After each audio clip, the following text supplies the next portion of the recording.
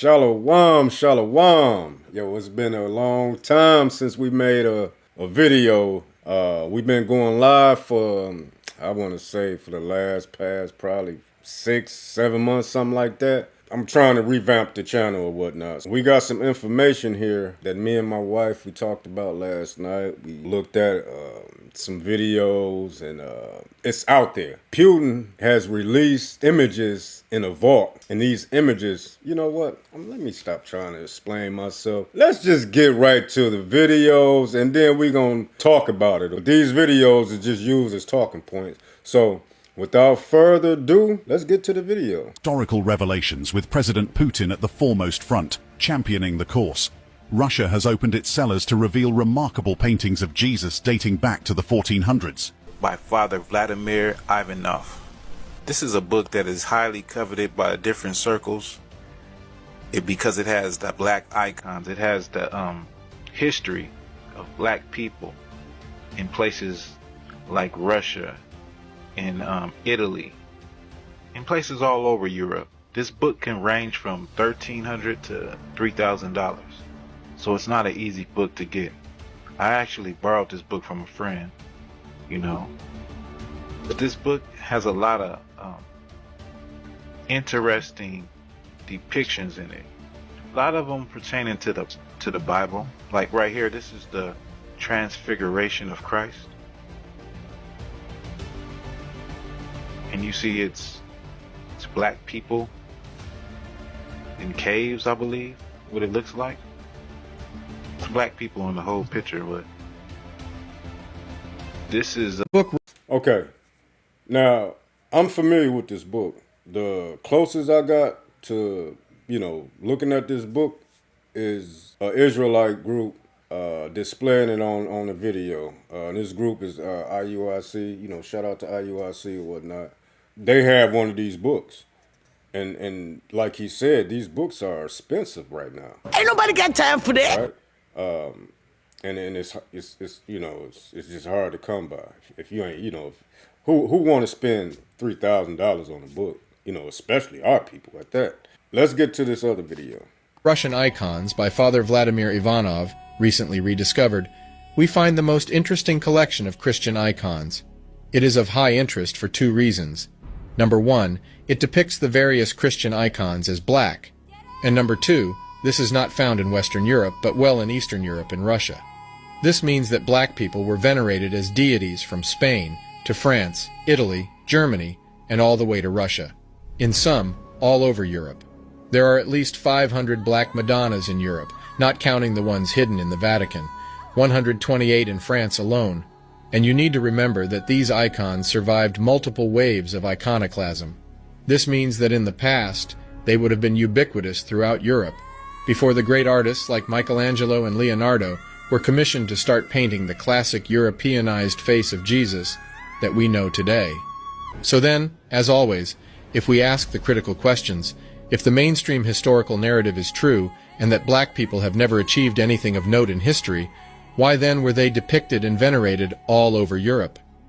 Even more intriguing, what were black people doing in so many depictions, descriptions, sculptures, and plays in Europe at all?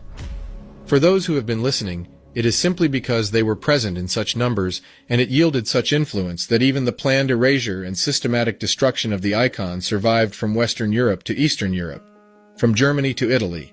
You're gonna learn today. Man, Putin telling. Putin snitching. He like, okay, you know what? I got a spiritual missile for y'all, and man, he coming out with it, and let's look at this video too. About time.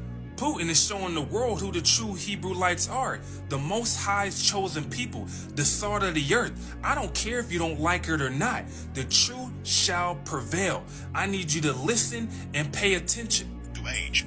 While others say that the blackness of the icons has nothing to do with age, but are a measure of accuracy meant to depict the actual color of the skins of the people painted. Because they were black people, says Robert Rubin. Why didn't their clothes change to black in those paintings or all of the paintings? The true Israelis were black-skinned people, not white. Likewise, the ancient Egyptians. The Reshet structure in Mauritania is also the location of Atlantis. Russians did not change their paintings just as other countries did. They simply kept the true paintings and iconography. Look up ancient maps and you will see that the Kingdom of Judah was later located in West Africa. The Jewish nation was destroyed by Titus. Millions of Jews fled into Africa. They ended up in the west of Africa. From there they were sold as slaves to almost every part of the world. Do you think the hatred for black people is just normal or a coincidence? No. It was because they, Israelis, did not keep the commandments of God. Moses informed them of the blessings and curses, as we can see in the Bible book of Deuteronomy. God told them they will lose that land to people whom they did not know if they disobey him.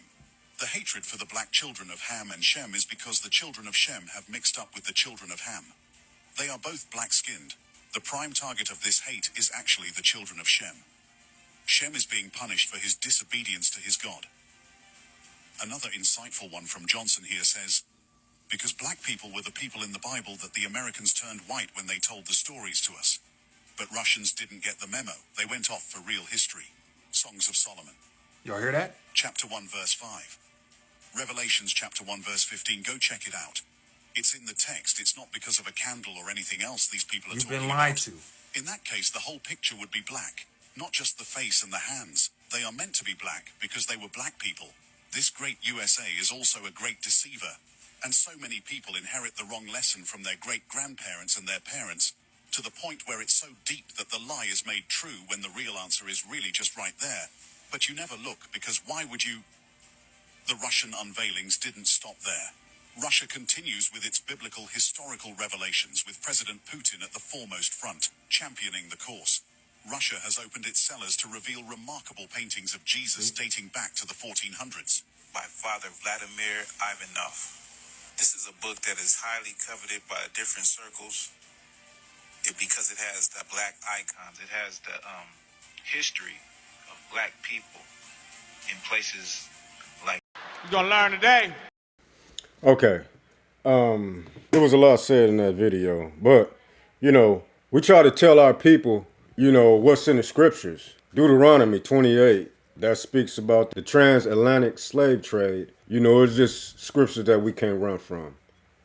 Deuteronomy 28 and 68. Deuteronomy 28 and 47. It's just a lot of scriptures in there that is talking about one people. You're gonna learn today. Also, the scriptures as far as the description of the Messiah. And also, what was that? Song of Solomon 1 and 5. I am black, but comely, but beautiful. Well, I'm black now. How could these Christians run from these scriptures? And this is all, Bible prophecy. I got some scriptures that I want to share with y'all. We're going to go to this first scripture. This is Hosea 1 and 10. It says, yet the number of the children of Israel shall be as the sand of the sea, which cannot be measured nor numbered.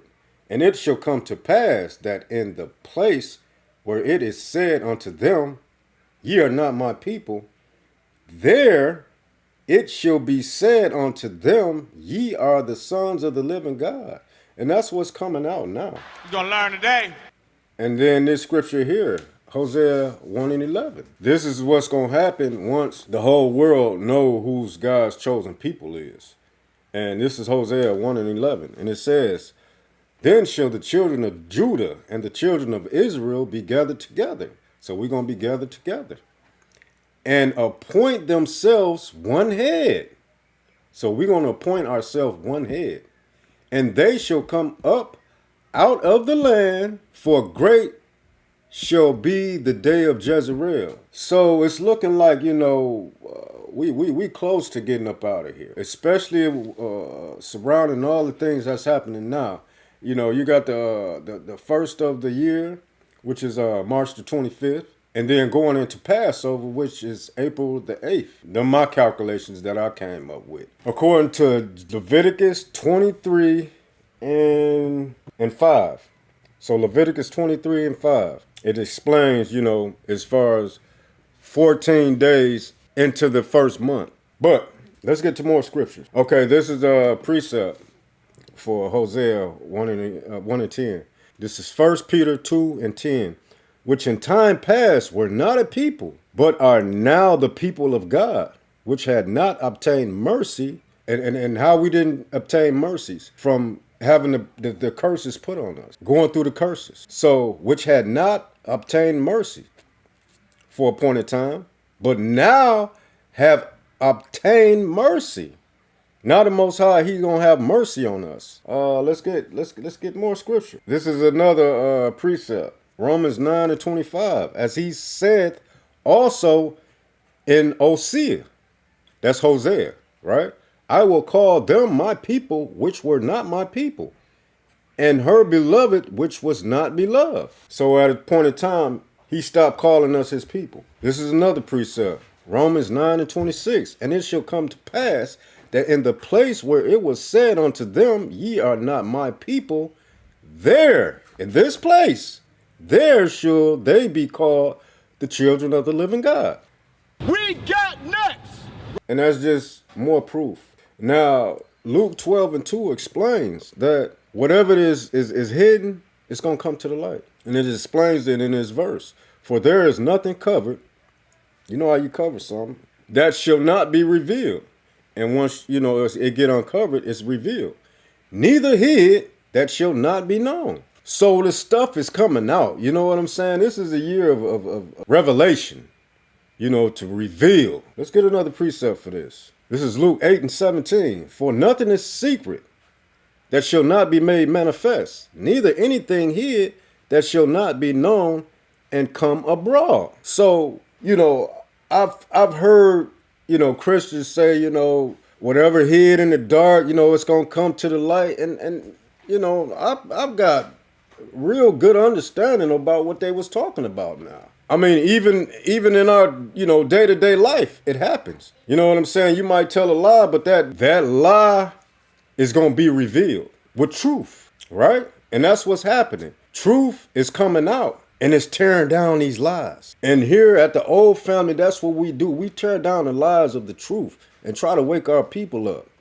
We care less if people, don't, it's not under us or whatever. Do your own research. Do your own research. You don't have to believe me. I've got a lot of information from people, and I'm like, nah, I don't believe this. You know what I'm saying? But I look at the information, though. Just like the Most High said, try every spirit. You can try the spirit. You can see if it's of the Most High or not. Y'all know Christianity got a hold on our people. Another thing, that's before I forget, we keep finding out that these people are lying to us. We keep finding out that they lying to us. And we got to understand, or we got to think about who taught us Christianity. Where did we get this? Where did it come from? And it came from the other nations or whatnot. Because when we came over here, on the ships, we wasn't speaking English. And then as we were here in this land, as time went on, it was a point in time where we couldn't read, or it was consequences like death, being whipped. So that's the doctrine that was given to us all the way back.